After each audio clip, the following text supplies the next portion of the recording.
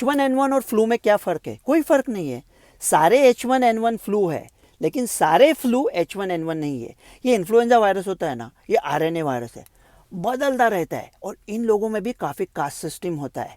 हैसियत और नाम H और N, हीमोग्लूटिनिन और न्यूरामिनिडेज, ये H के 18 टाइप होते हैं और N के 11। तो काफ़ी सारे वायरसेस पॉसिबल है, H4N5, H6N9। Doctor Ravi Godse की मजा है, ये वायरस पे वीडियो बनाता रहूँगा। ये H1N1 है ना, वो 2009 में नया आया था और तहलका मचा दिया। तो ये आता कहाँ से? अगर सुअर को तो एक ही साथ दो वायरस का इन्फेक्शन होता है, एक पंछियों वाला और एक दूसरा, तो वो वायरस एक दूसरे के साथ हाथ मिला सकते हैं।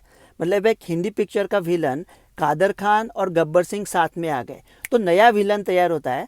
और हमें कोई तजुर्बा नहीं है, कोई प्रीवियस इम्यूनिटी नहीं है उसके साथ जूझने में, इसलिए तकलीफ करता है। अभी H1N1 है तो बुखार थोड़ा ज़्यादा आता है, रिस्क थोड़ा, लेकिन पता कैसे करें?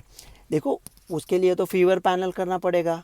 और ऐसा नहीं है कि वायरस का वीडियो देख रहे हैं तो वायरस ही है।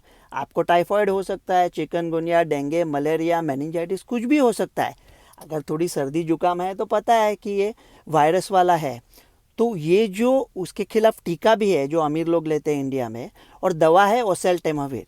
ये दवा का कॉस्ट होता है पूरे कोर्स का 550 रुपया, और ये वायरल पैनल का खर्चा हज़ारों में होता है। तो क्यों टेस्टिंग करें, सीधा दवा क्यों नहीं ले सकते? ये वैद्यकीय मशवरा नहीं है। अमेरिका में कभी कभी क्या करते हैं, ऐसा nursing home, old age home में हो गया ना, तो एक पेशेंट को हो गया तो मान के चलते हैं बाकी लोगों को हो जाएगा, और उनको वो ओसेल्टेमाविर का कोर्स दे देते हैं। इंडिया में अगर ठीक तरह से कुछ किया तो भी मुमकिन नहीं है। पता है क्यों?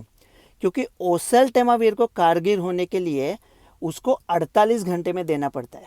इंडिया में किसी पेशेंट को बुखार आए तो पहले दिन क्या करते हैं, फिर नीली मिर्चा, पीली हलद, फिर कुछ तो काली दाल, दाल में काला, दूसरा दिन गोपी चाचा, हौसा मामी, तीसरे दिन डॉक्टर के पास जाएंगे, चौथे दिन दूसरे डॉक्टर के पास जाके सेकंड ओपिनियन लेंगे, तब जाके वो वायरल टेस्टिंग होगा।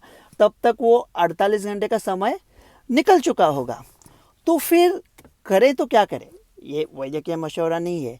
लेकिन अगर बच्चों के बारे में मुझे ज़्यादा पता नहीं है, अगर आपकी उम्र 65 के ऊपर है और आपको कैंसर, कीमोथेरेपी, डायलिसिस चल रहा है, तो पहले ही सोच के रखें कि अगर वायरस जैसा जुकाम, फीवर आता है तो टेस्टिंग करके 48 घंटों के अंदर अंदर ओसेल्टेमाविर लेना है। ये H1N1 तो मामूली है, डरने की बात नहीं है। लेकिन एक H5N1 करके है, वो पंछियों वाला, वो आने वाला है, उसका पैंडेमिक हो सकता है। ये एक इशारा है आफत नागहानी का, किसी जगह से परिंदों का अचानक कूच कर जाना। जब परिंदे आएंगे तब बोलूँगा ना, तब तक डरो मत। रवि गोडसे।